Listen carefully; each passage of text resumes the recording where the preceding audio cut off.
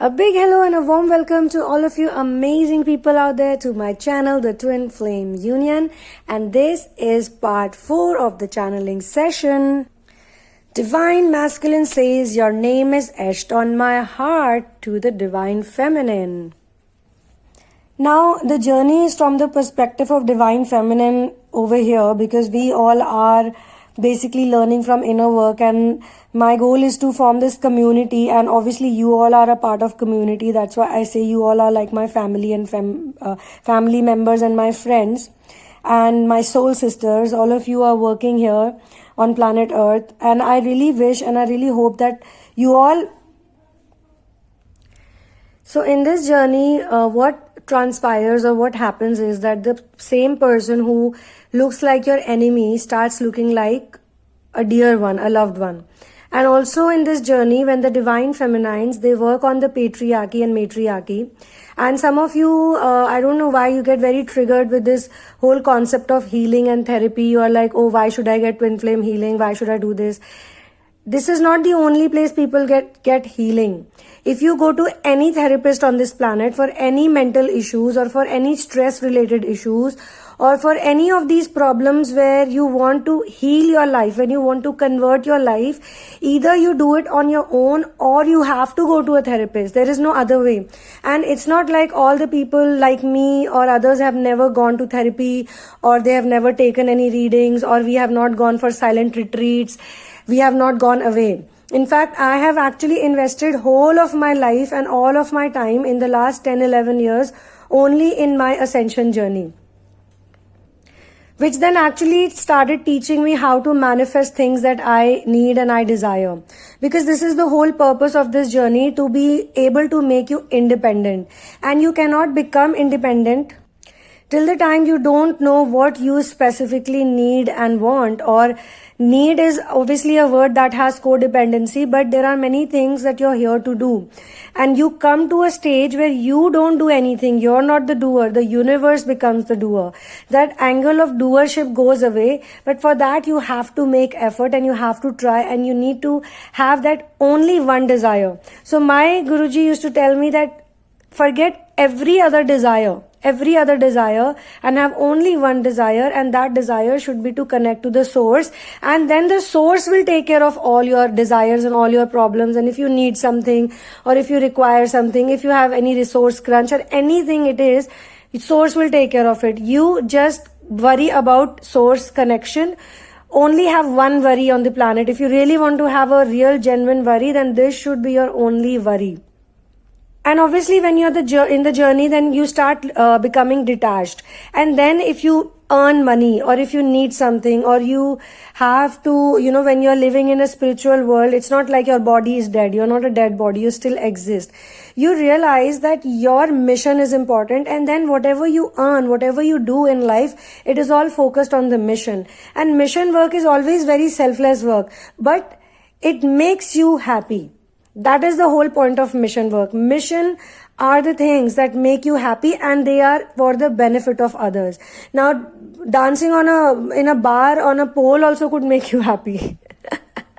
But that is not the happiness I'm talking about. Something that gives your soul a purpose. Like, you are here on this planet. A lot of people, they don't even question. That is the problem. So in the twin flame journey, in the ascension journey, people start questioning, why am I here? Like, why am I here? Why did I take birth? Why did I come here? Why am I in this family? Why am I looking at these people? Or why is this stupid twin flame journey giving me so much trauma and torture? Or in any case, why am I suffering? You have to question. So when you start asking the genuine questions like, why am I here? What am I doing? Then your time becomes very valuable to you. Then whatever you do, be it earning money, be it living, be it having a lifestyle, you actually start questioning it. Do I really need this? Do I really need to buy these branded clothes? Or should I feed some animals or pay for somebody's education with this money? Or how can I be of use to any other person? And not everybody. You have to, because you remember, in all my channelings, I keep saying this, and there's also a letter by DM to DF where he says that now because of you, I can learn to differentiate between fake and real. In my journey also, I used to help a lot of people, and they were not genuine people. They were fake victims. They used to pretend to be victims. They used to pretend, oh, I'm in such a bad situation. Please help me. Please, please. They would do that to get attention, to get money, or whatever their requirement is, even sex.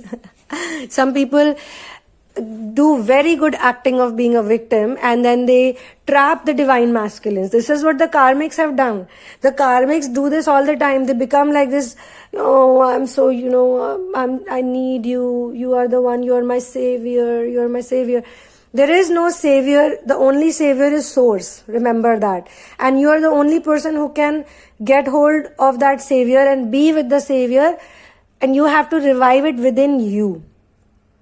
So in this fourth part, a very important dialogue that I got channeled with is when these two people tell each other that the same person, you used to be my enemy. How come you have now become my beloved? How come I have forgiven you? How come, and why didn't we do this earlier?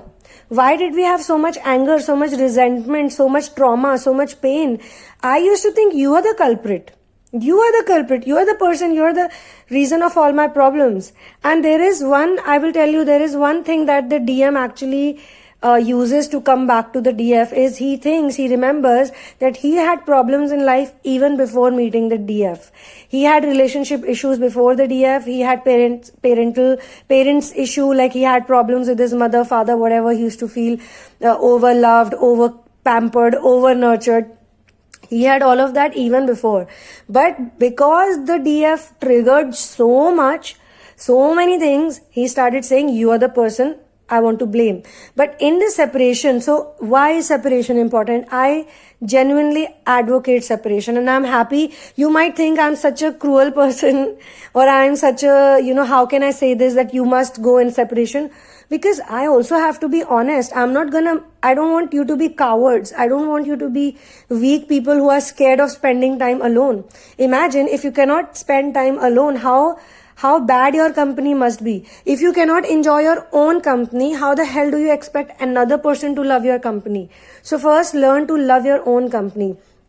And the DF and the DM both. Now DF gets into separation on her own. That is how the whole journey starts coming. The puzzle starts getting solved, because she realizes that, okay, so I was scared to be alone because of this. I was scared to go alone to the park because I was scared of this sexual trauma, sexual harassment I faced as a child. I was scared to do this. I was scared to be on the stage or talk to other people or be like a healer or be a coach, because I was really bullied and mocked by so many people in my childhood, and that's why I stopped doing all these things, and now the trauma is still with me. The DM on the other hand would have similar issues where he felt that he has bullied someone, because he always felt like, okay, why are they doing this? What's the point? A lot of divine masculines have this question, what is the purpose of all this? What is the purpose of this? They know that everything is temporary, but they know it in a sadistic way, in a sad way, in a depressive way.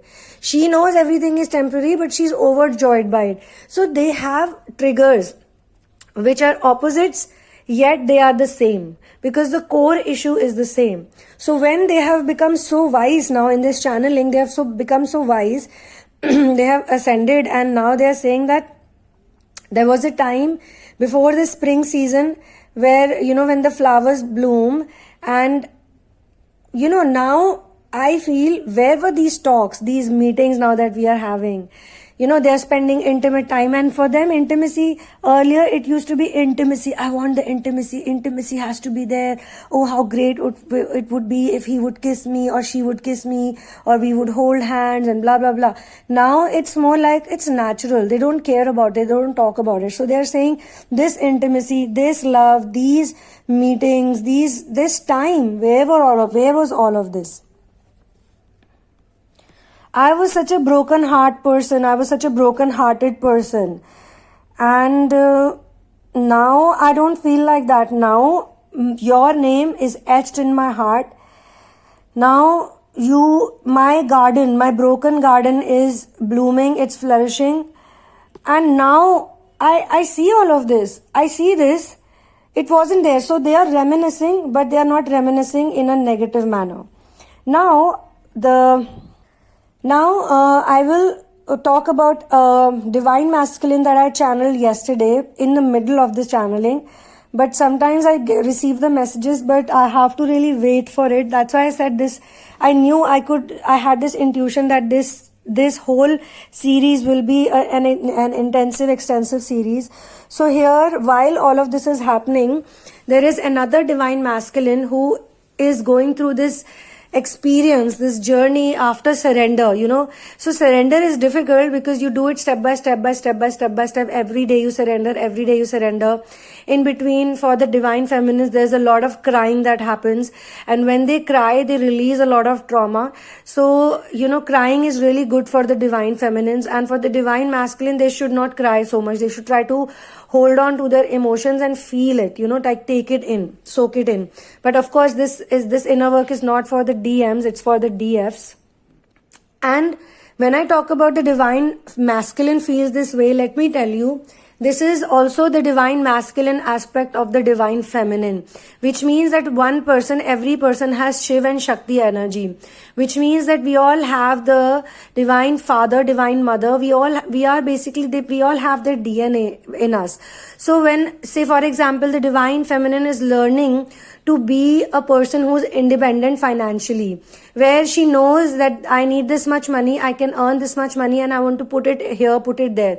She's not worried anymore about finances or running the house or simple things like, or she's not greedy also anymore. Earlier, she was going after things that didn't matter much. So with time, she has learned this.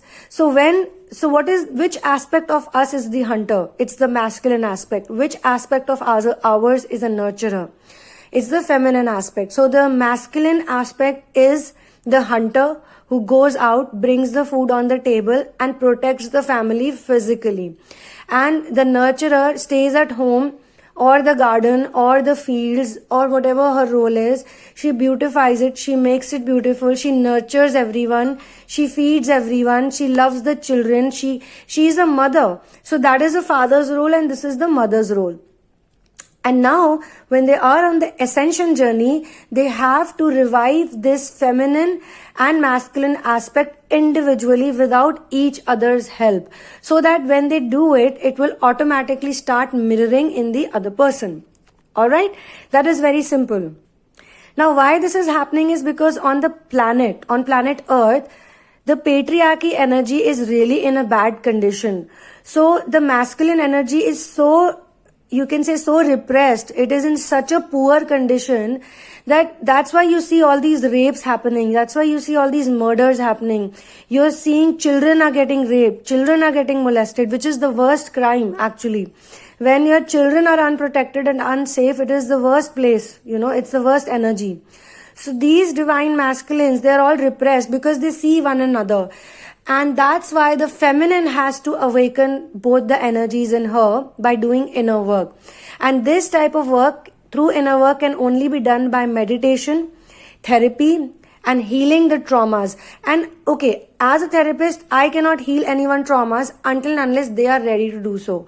If a person says, yeah, I am willing to go back into my childhood, I am willing to face those traumatic experience, and I'm willing to release, because it's not easy to be there, to be in that point also. So then only we can do work. If you're okay with the pain, so you have shoulder pain, you have back pain, your leg is paining, your head is aching, you have migraines, you have bad migraines, but you're still continuing with it. You're taking some medicines, you're taking some pills, and you're continuing. And not only there is the pain, but you also get addicted to the medicines, because these are all drugs. All these allopathic medicines are drugs. That's why I want to promote Vedas and especially Ayurveda in my work, in my area of work. Ayurvedic medicines are based on herbs and plants, and they are so amazing, they are so brilliant. They can heal anything, they can cure anything without any side effects, and then they can also make you a very happy person. And in the Ayurveda, there are many herbs, there are many plants. So I will come to that, I had spoken about it. There are many plants and there are many of these fruits and foods that you can eat, and that can actually uplift you. Some of them can actually give you a glimpse into another dimension also. So, but I will come to that later on. But the whole point is that this work requires the feminine to be so independent that she doesn't need anybody or anyone. And then what is happening is that when she revives this, she starts feeling very free. She's like, oh my God, I feel freedom. I feel like a new spring. I love all seasons. There is some kind of happiness. There is some kind of joy in what I'm doing. And this reflects on the masculine. So what I see, what I channeled is a masculine who is now going through the phase which comes after surrender. You know, when the faith, there is illumination, he starts getting the wisdom. So this masculine is actually saying these lines. So these are the lines I received. He is saying that a new spring has come in my life. Okay. And I am dancing. And every single pore, every single fiber of my body is dancing. When I wake up, I can feel the morning light. And I look at the sky, it feels like the sky has awakened. The sky has also, you know, from the night sleep, you wake up, it's fresh morning. It's not important what season it is. It can be a hot summer day, it can be winters, it can be rainy season, it can be spring, but the mornings are always so beautiful. And waking up early in the morning, going out for a walk, or just admiring, you know, that freshness that mornings always bring. He's admiring that right now. So he's actually not admiring just the morning, but he's feeling that sensation in his life, that as if a new morning has come. He's basically calling this phase of his life as a new spring. He's actually thanking the universe and the divine feminine for bringing this, because he feels that he had many things in life, but he did not have this. So he is singing, he's dancing. He says that the cycle of time keeps going on. There is no stopping in that. And I feel as if I am in a marketplace with my lover. My fingers are intertwined with the lover's fingers. So my lover is with me in my heart, in my soul, and walking right next to me, besides me. And just once, if my lover takes my name, just once, or calls me out, like not calling out, but calls out my name, that's it. My heart melts like a butter. It's more than enough, you know. Once I hear the name from her mouth, from my lover's mouth, I melt totally. And it feels like spring season has come. Some new morning has come. A new fresh air has come in my life. He's also comparing, it's evening time, it's sunset time, and the color of the sky. Like just when the sun goes down, when it's touchdown, before touchdown, sometimes it becomes red. The sky becomes golden red. And he's comparing this feeling to that color. Oh wow, what a lovely feeling it is when my lover is holding my hands and walking with me on the streets. It is the best, it is the most irreplaceable feeling. It is the most unmeasurable feeling. There is no price attached to it. This is how I feel. And even though I try to describe it in words, I am unable to do so.